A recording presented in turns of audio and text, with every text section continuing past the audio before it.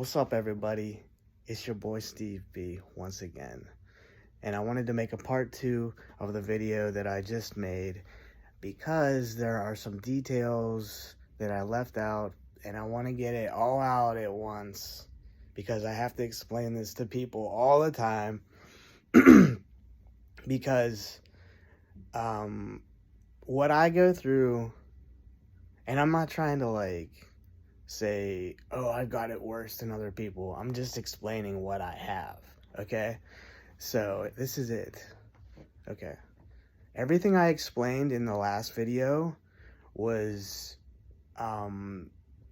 pretty much A to B, which is like whatever you're doing, and then A to B, and B is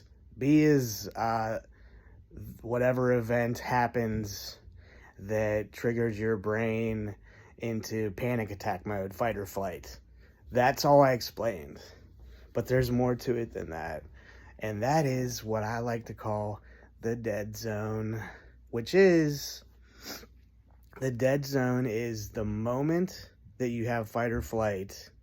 In that moment, until you get to part C, which is your safe space. So whatever you gotta do to get to your safe space, which may or may not include, most of the time, driving. Yeah, driving in fight or flight. I have to do it. I do it all the time. Not all the time, but it's slowed down a lot. Like in the past year, it's slowed down. But it's the dead zone because you gotta get from this point to this point driving. And that's why I said that I'm scared to move. I'm scared to travel because I don't know if this would happen if I'm in that situation, or if I was if I moved somewhere, if I wouldn't get totally lost when I'm in the dead zone. Like these are things that scare the shit out of me. So that's the dead zone.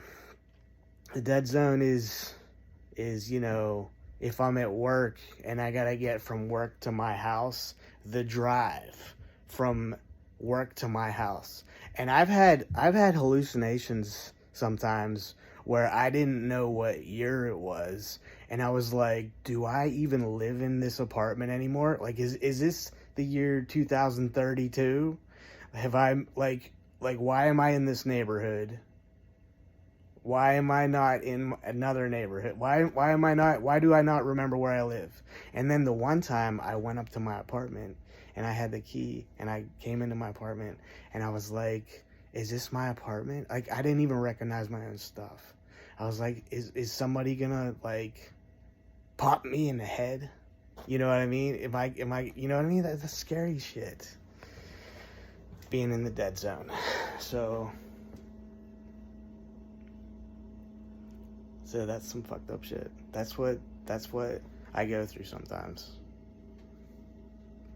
Sorry to say. That's why I stay on my meds. So that I don't,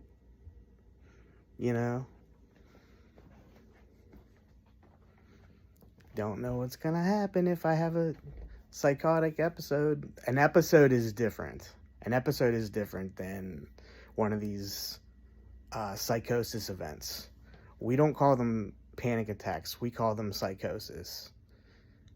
These little psychotic events, these little psychosis events. That's the little ones. That's the one. That's whenever fight or flight. That's like a psychosis event. Or is it no? Is it the dead zone? Is that the psychosis event? I don't know. But it's not fun, and that's part of my life that I have to deal with. I've been dealing with that for 5 years. And they've gotten better because when I do have the psychosis events and I do hallucinate these really fucked up things, I can actually look at myself from a fourth party, from another. I can look at myself from outside myself and be like, dude, you're just, it's just going through the motions. Like, you're going through the motions of having a psychosis event. You've thought these fucked up thoughts before. Like, it's just annoying. Just think of it as annoying. You'll get through it. But at the same time, I still have to be in my fight or flight. I have to get to my safe spot. I still have to get to my safe spot to think these rational thoughts outside of thinking the fucked up thoughts, if that makes sense. So it's complicated, and like I said, that's part of my life. So I'm going to cut that off here. If anybody has any questions or wants to add to this, let me know. I like talking about this. Well, I don't like talking about this stuff. It gets me worked up. But it's nice to hear when other people have their stories too. You don't have to share if you don't want to, or you can just hit me up on the DMs, whatever y'all call them. See you later.